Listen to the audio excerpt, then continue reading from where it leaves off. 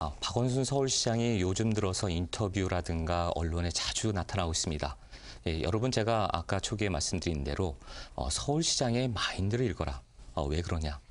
자료들을 보면서 말씀드릴 수 있습니다. 그런데 오늘 아침에 또 뉴스가 나왔죠. 박 시장의 뉴스가 뭐가 나왔냐면 얼마 전에 본인 지금 박 시장이 콜롬비아 보타고에 있나 봅니다. 그쪽에 스클로비아라는 현장에서 하나의 또 다른 포부를 발표했습니다. 마치 작년에 싱가포르에서 본인이 그 용산 여의도 마스터 플랜을 얘기하면서 굉장히 큰 주목을 받았는데 이번에는 콜롬비아 보고타에서 본인이 서울시에 하이웨이, 자전거 하이웨이를 한번 만들겠다. 결국 그 얘기는 본인이 항상 철학 중에 뭐가 있냐면 녹색 교통지역을 확대시키겠다. 이거에 대해서 굉장히 강조를 했거든요. 녹색 교통지역 확대라는 것은 사실은 최초에 얘기한 것은 남산에서부터 민족공원 그리고 한강을 건너서 노량진까지 그 녹색 보행로 공간을 만들겠다는 게 대단히 큰 역할이었습니다. 왜 중요하느냐? 본인은요, 그 박 시장은 본인 머릿속에는 이런 어떤 녹색 보행에 대해서 대단히 중요시 여기는 게 국토부에서 정부에서 그토록 민족공원에 임대 아파트를 지라고 했어도 안 된다. 어떻게 보면은 자연 녹지는 그대로 보존시켜야 된다라는 강한 의지가 있었습니다. 그에 대한 또 하나의 일환으로 이런 녹색 보행로 플러스 또 하나의 것은 바로 하이웨이까지 강남에서 강북까지 한강대교 주변에 또 만들겠다고 그런 보도 기사가 나왔습니다. 오늘 왜 그 부분이 중요한지 제가 용산을 짚으면서 박 시장이 얘기한 부분에 대해서 하나씩 짚어드리도록 하겠습니다. 바로 며칠 전에 나왔죠. 자, 서울역부터 용산까지 개발이 대단히 중요한 이슈가 있는데 바로 서울역에 대해서 삼성물산이라든가 또 롯데그룹, 한화그룹이 격전을 벌였습니다만 최종 선택은 한화그룹이 바로 서울역 북부 역세권 개발을 하게 됩니다. 무려 1조 3천억짜리. 어마합니다. 바로 코엑스의 5배 크기가 되는 이곳을 한화그룹에서 우선 사업자로 선정이 되었다는 거 여러분 기억해 주셔야 될 것 같습니다. 자, 그러면 한화그룹이 이곳을 선정하면서 어떤 일이 벌어지겠습니까? 서울역 북부 역세권이 개발되면서 이곳에 그들의 그 뉴스 보도에 의하면 최대 랜드마크를 조성했다. 호텔이나 이쪽에 마이스, 컨벤션 센터, 어떤 회의 장소라든가 쇼핑 관련된 모든 것들을 이쪽에 만들어 놓겠다. 말 그대로 세계가 주목하는 하나의 커다란 랜드마크를 한번 조성하겠다고 한화그룹에서 지금 발표를 했습니다. 만약 이곳이 조성되면 연간 8천억 원이 넘는 어마어마한 경제 효과가, 파급 효과가 있고요. 또 이곳에 8만 명이 넘는 일자리까지 창출됩니다. 여러분 항상 기억해야 될 게 일자리가 창출되는 부분은 언제나 집가와 부동산 모든 게 올라간다는 거 기억해 주셔야 될 것 같습니다. 따라서 제가 이 부분에 투자를 해야 된다는 거를 누차 여러 번 강조한 바 있습니다. 자, 그러시면 보시는 바와 같이 그림에서 보시는 바와 같이 서울역 북부 역세권 개발은 이제 확정이 됐죠. 그다음에 남부 쪽에 북부가 됐으니까 남부 쪽도 이제 개발이 될 것입니다. 이쪽에 지상화 지하가 되면 더 커다란 변화가 생기겠죠. 바로 지상화 보도화가 되면 녹색 보행로가 연결되는 거고요. 그렇게 되면 정말로 이곳은 지금의 서울역이 아니라 또 다른 또 변신을 하고 있다는 거. 남영역은 이제 캠프킴 그 개발, 부지 개발이 지금 진행되고 있습니다. 자, 이것도 개발이 되면 서울역부터 이쪽 남영역까지 이 일대가 또 다른 엄청난 변화가 생길 것이고 마찬가지로 용산역도 북부 역세권 개발이 되면 커다란 변화가 있다. 지도상을 보여드리면 제가 지금 보시는 바와 같이 자세히 보시면 서울역 중심으로 봤을 때 자, 어떻게 됩니까? 동쪽과 서쪽으로 나눠지게 되면 바로 서울역, 남영역, 그다음에 용산역까지 자, 이쪽 부분이 확실하게 변한다는 거죠. 자, 북부, 남부 다 변하게 되면 바로 이 지역, 바로 이쪽에 서계동이라든가 청파동이라든가 원효로 1, 2, 3가 이쪽 부분이 동쪽 부분보다는 훨씬 더 투자의 가치가 높다. 왜요? 동쪽으로 가게 되면 어떻게 됩니까? 여러분, 동쪽으로 가게 되면 동쪽에서는 보시는 바와 같이 이쪽에는 어떻게 되죠? 좀 제가 지도를 조금 또 이렇게 좀 확대를 시키고 싶은데 이 동쪽에는 한남 뉴타운이라든가 말 그대로 투자 비용 자체가 10억 이상 정도 됩니다. 동부 이천도 마찬가지죠. 그러나 서쪽은 어느 정도 아직까지 저평가되어 있다. 오르고는 계속 있습니다. 따라서 집가라든가 부동산 값이 동편보다는 이쪽 서편 쪽에 이쪽 부분에 투자하시는 게 훨씬 더 여러분한테 어떤 투자 성공의 기회가 더 크다는 거.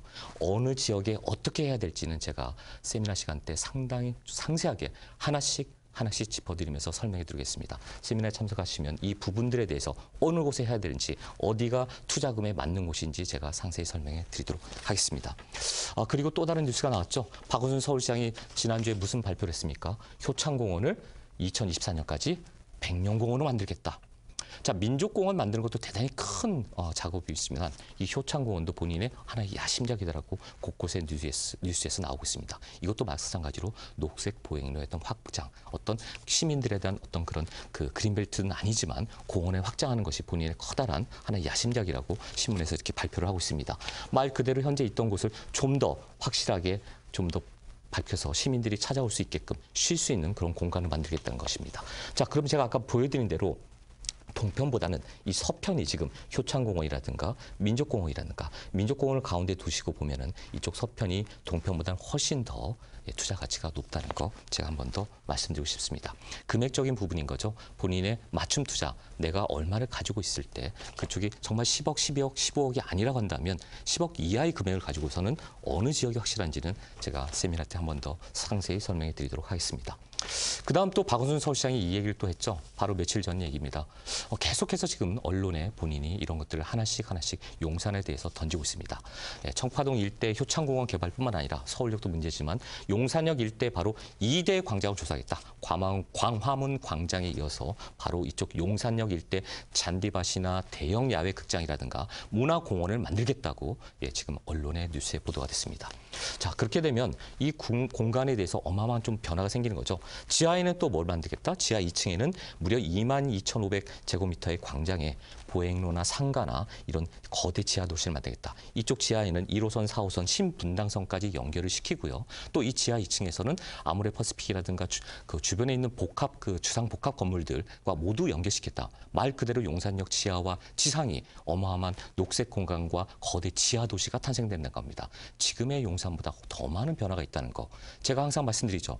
도심에서 투자를 할 때는 인기 지역도 대단히 중요하지만 변화가 많이 생기는 곳에 투자를 해야 된다는 거. 항상 기억해 주시기 바랍니다. 변화가 또 생긴다는 거 여러분 기억해 주시면 좋겠습니다. 이처럼 좀 녹색 보행로 구간에 대해서 박 시장이 여러 차례 얘기를 합니다. 그랬더니 오늘 아침에 또 다른 뉴스가 나왔지 않습니까? 그것도 다 뭐다? 녹색 보행로 구간에 대한 하나의 본인의 생각입니다. 뉴스에도 나왔지만 자, 용산역 앞부분에 뭐 그 프롬나드라는 산책로라는 건데요. 산책로를 만들 것이고 용산공원, 국립중앙박물관, 한강까지 모두 다 연결시키겠다. 바로 이 내용들은 본인의 확고한 생각이 담겨져 있는 겁니다. 남산에서부터 국립중앙박물관, 용산공원, 민족공원을 거쳐서 한강까지 말 그대로 바로 요거를 강조를 하는 거죠. 그러니까 본인의 머릿속에는 박 시장의 머릿속에는 이 보행로에 대해서 남산과 용산공원 그리고 서울역 그 지금 서울로 고가도로 그 고가도로에서 녹색 보행로 공간을 통해서 용산역에서 노량진까지 이 한강을 건너서 한강대교를 건너서 만들겠다. 그러려면 지상화 지하화가 될 것이다. 그래서 서울역 개발이 그래서 중요한 것이다. 라는 걸 제가 여러 차례 강조한 바 있습니다. 여러분 서울시장 임기 지금 3년 정도 남았습니다. 반드시 하고 싶어하는 본인의 공약이기도 하고요. 이 부분에 대해서 항상 언급하고 있다는 거 기억해 주셔야 될 것 같습니다. 이 부분 아까 제가 말씀드린 대로 커다랗게 지금 그림을 좀 여러분이 잘 못 보실까 봐 커다랗게 준비를 했습니다. 이 그림이 대단히 중요한 머릿속에 있는 박 시장의 생각이다. 그래서 이 부분을 좀 더 확대를 해보시면 용산부터 그 한강대교를 건너서 이쪽까지 지금 백년대교, 보행교를 지금 만들고 있죠. 이것도 2021년까지입니다. 2021년이면 변화가 좀 많이 생기죠. 아까 효창공원부터 보행교까지 자 이런 것들이 되고 나면 말 그대로 보행로가 하나씩 다 이루어지는 건데 딱 지금 서울역에서 용산역까지 이 지상화만 유일하게 하나가 남은 겁니다. 그쪽에 보행로가 완성되는 순간 이 커다란 프로젝트는 완성이 되는 겁니다. 어마어마한 말 그대로 환경 친화적인 그런 공간이 생긴다는 거 기억해 주셔야 될 것 같습니다. 또 하나 또 얘기가 되고 있죠. 바로 조선일보에 나온 내용인데요. 자. 무려 1,834억을 들여서 환경정화 운동을 하고 있다. 환경정화 지금 이 개발을 하고 있는데요. 모 신문사의 그 부정적인 뉴스가 얼마 전에 나왔습니다. 지금 코레일이 전혀 준비를 하지 않고 있고 어쩌면은 무산될 위기까지 있다. 민족공원이 아니라 이쪽 용산 국제업무단지 관련돼서 그러자 코레일에서 굉장히 반박을 했다고 합니다.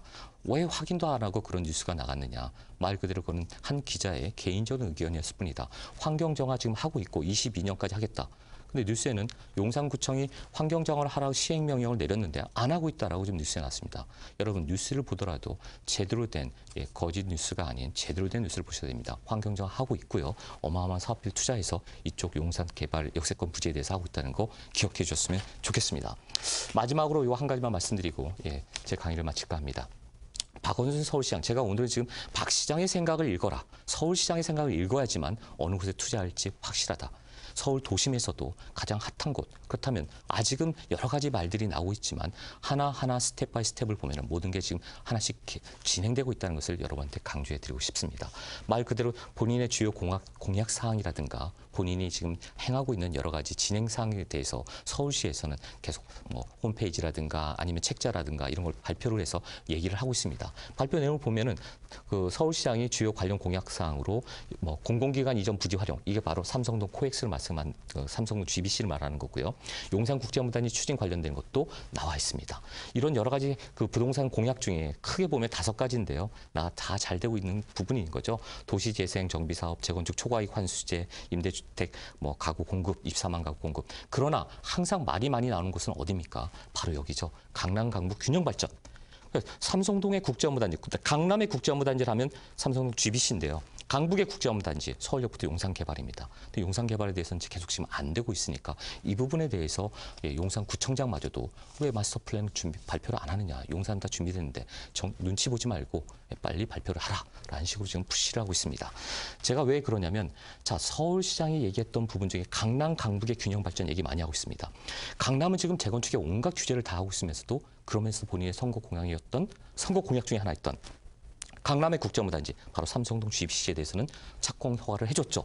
그럼 나머지들 뭐 광운대라든가 창동 아레나, 광운대 역세권, 구로역 역세권 개발 모두 다 호재들이 발표되면서 주변에 땅값과 부동산 값이 모두 다 상승했습니다. 대단히 중요한 부분이다. 그럼 강남, 강북의 균형 발전이면 용산 결국 안 할까요? 본인의 선거 공약이기도 하고 부동산 공약이기도 한 부분입니다. 제가 이 부분을 말씀드리자 하는 것은 본인이 얘기했던 강남, 강북 균형 발전 됐던 곳 중에 언급이 됐던 아까 창동이라든가 상계동, 수색, 상암 DMC, 영등포, 여의도, 가삼, 대림동 이런 일자리 혁신 거점들은 모두 다 서울시장이 초기에 공약을 얘기했던 것들입니다. 자, 이 부분은 다른 데보다 더 많은 집가 상승과 부동산 가격 상승이 있었습니다.